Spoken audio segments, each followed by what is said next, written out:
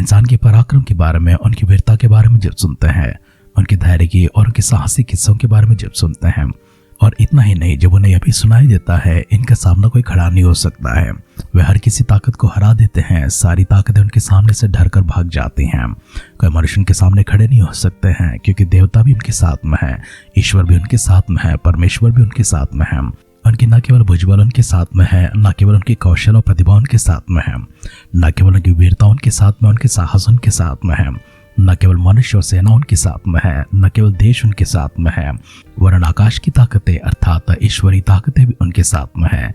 ऐसे मनुष्य के बारे में जब सुनते हैं, सामने वाले डर जाते हैं, कांप उठते हैं, भयभीत हो जाते हैं, घबरा जाते हैं, चिंतित और व्याकुल हो जाते हैं। भयभीत करने वाली एक बड़ी प्रजा इस प्रकार से मिस्र में से बाहर निकल आई है। इनके बारे में जैसे ही आसपास के राज्यों ने सुना है, सब लोग भयभीत हो गए हैं। कुछ लोग तो उनके सामने अपने आप को समर्पण कर दिए हैं, उनकी जो मांग थी उस मांग को पूरा किए हैं। उन्होंने कहा हमें तुम्हारे देश में से जाना है, तो सामने वाले ने कहा हमारे देश में से निश्चय तुम होकर जा सकते हो। किसी ने पराक्रम दिखाया, विरोध दिखाया है, लेकिन वो हार गए हैं, पराजित हो गए हैं। जो पराक्रमी और शूरवीर राजा लोग हार गए हैं, देश हार चुके हैं। उनके बारे में सुनने के बाद उनके साथ जो हुआ है, कैसी तबाही उनके बीच में हो गई है, कैसे उनका सत्यानाश कर दिया है, उनको किस तरह से पराजित कर दिया है, किस तरह से उन्हें नेस्त नाबूद कर दिया है, ऐसी बातों को सुनने के बाद सबके मन घबरा गए हैं, सब लोग व्याकुल हो चुके हैं। इसराइल जहां जहां होकर जा रहे थे वहां वहां सभी लोग भयभीत हो चुके थे, क्योंकि इसराइल के साथ में न केवल उनकी इतनी बड़ी सेना थी, वरन उनको बनाने वाला, सारी धरती को बनाने वाला, आकाश को बनाने वाला, ब्रह्मांड को बनाने वाला सर्वशक्तिमान परमेश्वर उनका सेनापति होकर, उनके पक्ष में होकर, उनके साथ देते हुए उन्हें विजय दिलाते हैं। इस बात को सुनने के बाद सभी लोग डर जाते हैं। इस्राएलियों की यात्रा जिस तरह से यरीहो तक पहुंचने वाली है, यरदन पार कर चुके हैं। कल के ध्यान में हमने इस तरह से गौर किया था, परमेश्वर का वाचा का संदूक उठाए हुए याजकों के पांव जैसे यरदन की नदी के पानी में पड़ते हैं, वैसे ही सारा पानी वहां का वहां थम जाता है, और जो उनके पांव के नीचे पानी था वो सब सूख जाता है, और सारे इसराइली स्थल स्थल होकर चलते हैं। इसराइल के वहां यरदन में पड़ते ही सारा पानी रुक जाता है, और जितने भी पानी वहां पर जमे हुए थे वे सब सूख जाते हैं। यह खबर पाते ही आसपास के लोग सचेत हो गए हैं। वे सब अपने आप में सोचने लगे, ऐसी कौन सी सामर्थ है, ऐसी कौन सी ताकत है, ऐसी कौन सी ईश्वरी पराक्रमी शक्ति है जो इनके साथ में है, जिनके पांव रखते ही नदी रुक जाती है, जिनके पांव रखते ही लाल समुद्र सूख जाता है। इनके बारे में सुनते हैं और इनसे भयभीत होकर इनसे दूर रहने लगते हैं। इसराइल की यात्रा को हम आगे बढ़ाते हैं, लेकिन उससे पहले आइए हम सब अपने आप को परमेश्वर के हाथों में समर्पण करते हुए वीरता की, पराक्रम की कार्य परमेश्वर हमारे जीवन में करने के लिए, अगर कोई हमारे बारे में सुने तो वीरता के बारे में सुने, पराक्रम के बारे में सुने, परमेश्वर के चिन्ह चमत्कारों के बारे में सुने। सारे शत्रु हमसे भयभीत हो, हमसे डर जाए, हमारे पास कोई आ ना सके। इसलिए परमेश्वर के सानिध्य में आइए अपने आप को समर्पण करते हैं, ताकि शत्रु के कोई निशाना हम पर ना लगे, शत्रु किसी प्रकार की आँच हम तक ना लेकर आए, कोई कभी हमारे शत्रु ना बने और किसी प्रकार की हानि हम तक ना पहुंचे। इसलिए अपने आप को खुदावंद के हाथों में समर्पण करते हैं, परमेश्वर का अगुवाई हमारे साथ रखने के लिए, परमेश्वर की सहायता हमारे साथ में रखने के लिए। अगर परमेश्वर हमारे साथ है तो हमारे विरोध कौन हो सकते हैं। इसलिए मिलकर खुदावंद से प्रार्थना करते हैं, उनसे मांगेंगे, परमेश्वर हमारी ताकतों को बढ़ाइए, हमारी सामर्थ को बढ़ाइए, हमारी हिम्मत को बढ़ाइए, हमारी पराक्रम को बढ़ाइए, हमारी हौसला को बढ़ाइए। हम सब मिलकर परमेश्वर के हाथ में अपने आप को समर्पण करेंगे, सिरों को झुकाएंगे, आंखों को बंद करेंगे, मिलकर प्रार्थना करेंगे। पराक्रमी या सर्वशक्तिमान पिता परमेश्वर इसराइल का सेनापति होकर, इसराइल के पक्ष में होकर, उनके साथ में युद्ध लड़ते हुए उनके पैर जहां जहां पड़े परमेश्वर वहां वहां अपने अद्भुत कार्य किए हैं, चमत्कार के कार्य किए हैं। सभी लोगों के मन में प्रभु जी भय को आपने खड़ा किया है। परमेश्वर आपके लोगों को प्रभु जी आप संभाले हुए प्रभु जी संसार के अंत तक साथ देने का वादा करते हुए उन्हें चलाए हैं प्रभु जी, हमें भी चला रहे परमेश्वर। इसके लिए आपको शुक्रिया अदा करते हैं। आदर सम्मान महिमा गौरव प्रभु जी आपकी करते हैं, आपकी उपासना करते हैं, आपकी प्रशंसा करते हैं, आराधना आपकी करते हैं। आपके दिव्य सानिध्य पर जाए हम सब लोग परमेश्वर इसी प्रकार की सामर्थ को प्राप्त कर सके, आपकी अगुवाई में चल सके प्रभु जी। हमारे कोई शत्रु ना हो प्रभु जी, हमारे सामने कोई खड़े ना हो परमेश्वर। वरन परमेश्वर जो हमसे मुलाकात करते हैं हमारे भीतर से प्रभु जी प्रेम को प्राप्त करे, आपकी महिमा को देख पाए। ईश्वरी ताकत सर्वशक्तिमान परमेश्वर की सामर्थ हम पर ढेलने के लिए दुआ करते हैं। पवित्र आत्मा की भरपूरी के लिए, अभिषेक के लिए दुआ करते हैं, आत्मा की सामर्थ के लिए दुआ करते हैं, अद्भुत कार्यों के लिए दुआ करते हैं। हमारे साथ रहिए प्रभु जी, हमसे बातें कीजिए। हमारे सारे परिजनों को आपकी दृष्टि में लेकर आते हैं, एक एक जन को छूने के लिए प्रार्थना करते हैं। आपके स्वर्गीय प्रभु जी सामर्थ से भरने के लिए दुआ करते हैं। शारीरिक रूप से, मानसिक रूप से, आर्थिक रूप से, आध्यात्मिक और पारिवारिक सामाजिक रूप से प्रभु जी सभी को छुटकारा देने के लिए दुआ करते हैं। वृद्धि की ओर आगे बढ़ाते रहिए, भरपूर प्रभु जी आशीर्वाद उनकी पूर्ण देने के लिए दुआ करते हैं।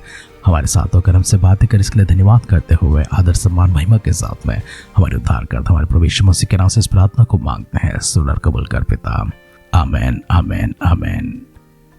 आध्यात्मिक जीवन की दैनिक खुराक सुन रहे हमारे सारे प्रिय श्रोताओं को, परमेश्वर के प्रिय भक्तगणों को प्रभु यीशु मसीह के नाम में प्यार भरा जय मसीह की सुप्रभातम और शुभोदय कहते हुए हम सबका मनपसंद ध्यान केंद्र आध्यात्मिक जीवन की दैनिक खुराक में और इस नए दिन में आप सबका स्वागत करते हैं।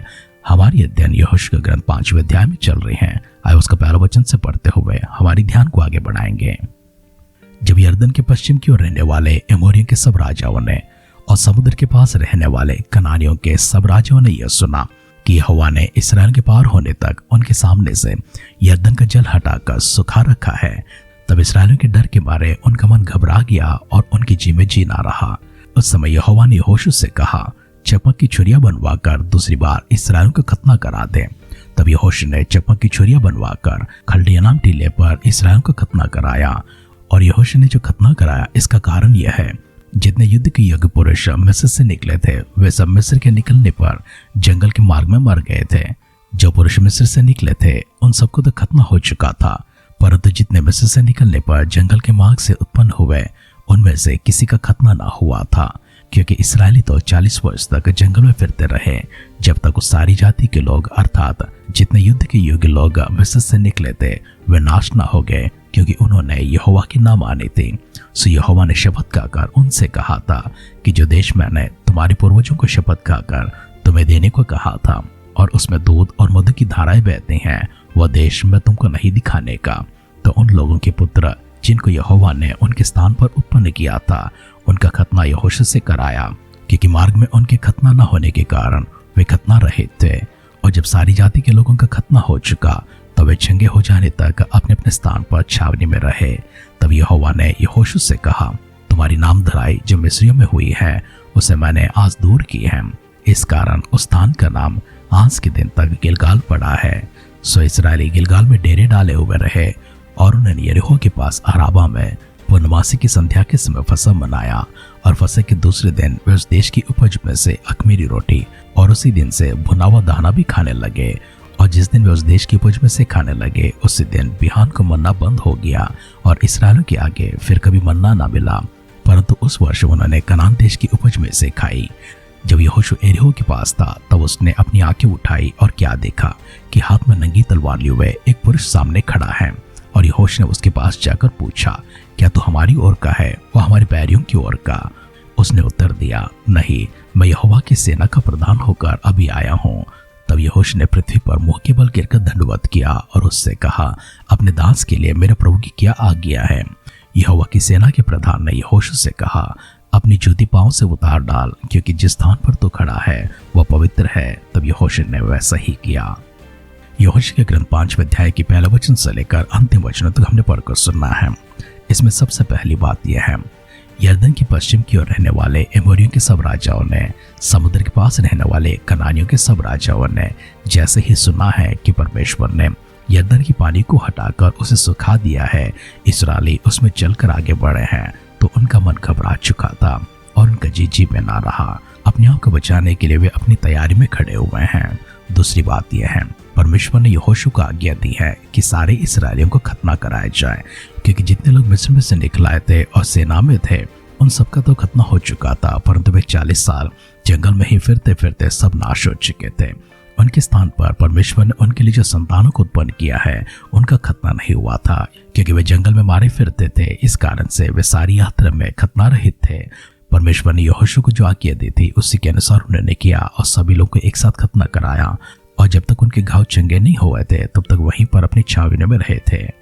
तीसरी बात, परमेश्वर ने इस्राएलियों को फसह मनाने के लिए कहा था और फसह में हम देखते हैं अख़मीरी रोटी खाई जाती है।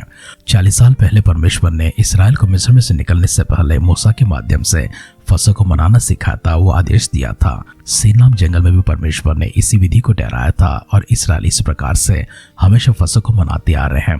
लेकिन 40 सालों के बाद अब यरदन नदी पार कर अपने ही देश में कनान देश में जब प्रवेश करने वाले थे उस समय यरदन के पश्चिमी देश में जाकर वे वहां पर बसे हुए थे जहां पर इनका खतना हो चुका था। उस समय उन्होंने उस देश की उपज से फसह की अख़मीरी रोटी खाई थी और उसी दिन उन्होंने भुना हुआ दाना भी खाया था।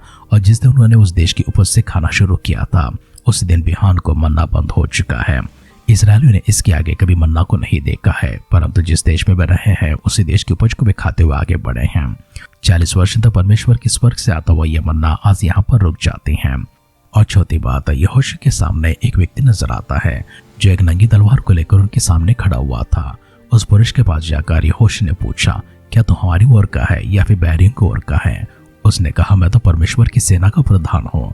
जैसे यहोशू ने यह बात सुना, वह तुरंत पृथ्वी के ऊपर मुंह के बल गिरकर उनके सामने दंडवत किया और उनसे पूछा, अपने दास के लिए मेरे प्रभु की ओर से क्या आज्ञा है?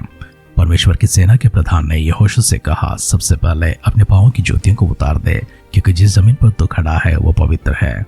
हम इन बातों को स्मरण करते हैं। आज से 40 साल पहले परमेश्वर पहली दफा मूसा के सामने अपने आप को प्रकट करते हुए उस जलती हुई झाड़ी में से होरे पहाड़ की पर उनसे बातें की थी। परमेश्वर ने उनसे कहा था, मूसा आगे नहीं बढ़ना और अपने पांवों की जूतियों को उतार देना, क्योंकि जिस स्थान पर तू खड़ा है वो पवित्र है। परमेश्वर ने जैसे मूसा के साथ में मुलाकात की है, वैसे परमेश्वर यहोशू के साथ भी मुलाकात करते हैं। लेकिन होरे पहाड़ के पास परमेश्वर स्वयं मूसा के सामने उतर आते हैं। हम इसलिए मूसा को देखते हैं, एकमात्र ऐसा व्यक्ति है जिन्होंने परमेश्वर के साथ आमने सामने होकर बातें किया है। और परमेश्वर स्वयं कहते हैं, मूसा के समान कौन है जिसके सामने होकर मैं आमने सामने बातें करता हूँ? मैं तो नबियों के साथ में, मैं दीर्घदर्शियों के साथ में, मैं अपने भक्तों के साथ में दर्शनों के माध्यम से, भविष्यवाणी के माध्यम से और मेरे लेख के माध्यम से बातें करता हूँ। लेकिन मूसा के साथ तो मैं आमने सामने होकर सामने प्रत्यक्ष रूप से मैं उनसे बातें करता हूँ। मूसा की जगह लेकर मूसा का टहलुआ यहोशू जब आगे बढ़ते हैं, जिस तरह परमेश्वर ने मूसा से बातें की हैं, उसी प्रकार से उसी विधि में परमेश्वर उनसे भी बातें करते हैं, लेकिन अपने दूत को भेजकर, अपनी सेना के प्रधान को भेजकर उनसे बातें कराते हैं। क्योंकि इससे आगे पराक्रम के कुछ और कार्य हम देखने जा रहे हैं। इसलिए परमेश्वर ने पराक्रम को रखने वाला, सामर्थ को रखने वाला, सर्वसामर्थ को रखने वाला अपने दूत को, अपनी सेना के प्रधान को उनके पास भेजा है। कल के ध्यान में बाकी अंशों को हम लोग और करते जाएंगे। परमेश्वर के प्रधान किस प्रकार से उनके काम करते हैं, यहोशू के साथ और क्या बातें होती हैं, इसराइली और कैसे आगे बढ़ते हैं। लेकिन आज की ध्यान को इस प्रकार से समाप्त करते हैं। सर्वप्रथम परमेश्वर ने इस अध्याय में सारे राजाओं को अपने नाम से भयभीत कर दिया था। दूसरा, सभी लोगों का खतना किया जाता है। तीसरा, मन्ना रुक जाती है। और चौथी बात, परमेश्वर अपने प्रधान को, अपनी सेना के प्रधान को भेजकर इसराइल को दृढ़ करते हैं, यहोशू को दृढ़ करते हैं। आइए प्रार्थना करते हैं। अपने दूत को प्रभु जी हमारे पास भी भेजिए, अपने संदेश प्रभु जी हमारे पास भी भेजिए, अपने वचन को प्रभु जी हमारे पास लेकर आइए, अपनी आत्मा को परमेश्वर हमारे भीतर लेकर आइए। सर्वशक्तिमान पिता परमेश्वर, हमसे प्रेम करते हुए हम पर अनुग्रह दिखाने वाले करुणामय और दयालु पिता परमेश्वर, हम आपकी स्तुति करते हैं, प्रशंसा करते हैं। इन वचनों के लिए प्रभु जी आपको धन्यवाद करते हैं। आप हमारे साथ दिए हैं प्रभु जी, अभी तक हमें संभाले हैं, आगे भी संभालेंगे प्रभु जी, शुक्र अदा करते हैं। इन वचनों के आधार पर हमारी जीवन हो प्रभु जी, हम पूरी तरह से आपके ऊपर निर्भर होकर आगे बढ़ सके। सारे परिजनों को आपकी दृष्टि में लेकर आते हैं, सभी को संभाले रखिए। प्रभु यीशु मसीह के बादलों की आगमन का विलंब होती है। हम फिर से एक बार कल सुबह मिलकर आपकी स्तुति, आराधना, प्रशंसा करने के लिए, हम सबको जीवित और तंदुरुस्त संभालने के लिए दुआ करते हैं। अगर ऐसा ना हो प्रभु जी, आपके स्वर्ग राज में हम सबको शामिल करने के लिए प्रार्थना करते हैं। हमारी दुआएं परमेश्वर आपने सुनकर हम सबको दिए उत्तर के लिए धन्यवाद करते हुए हमारे उद्धारकर्ता, हमारे प्रभु यीशु मसीह के नाम से इस प्रार्थना को मांगते हैं। सुन और कबूल कर पिता। आमेन, आमेन, आमेन। तेरे शत्रु कोई तेरे सामने खड़े नहीं हो पाएंगे। भले वो एक मार्ग से तुम्हारे ऊपर आते हैं, परंतु 7 मार्ग ढूंढकर तुम्हारे सामने से भाग जाएंगे। तेरे शत्रु के सामने मैं तेरे मेज को सिद्ध करता हूँ और मैं सदा सर्वदा अभिषेक के तेल से मैं तुझे भरते रहता हूँ। परमेश्वर की ये प्रतिज्ञाएं आपके जीवन में आज और कल, युगानुयुग हमेशा सफल होती रहे। आपके कोई दुश्मन ना रहे, आपके कोई बैरी ना रहे, सभी लोग आपको प्रेम करते रहे, आप भी सबको प्रेम करते रहे। परमेश्वर की ढेरों बरकतें, आशीर्वाद प्राप्त करते हुए चलते चलते स्वर्ग लोक तक पहुंच जाए।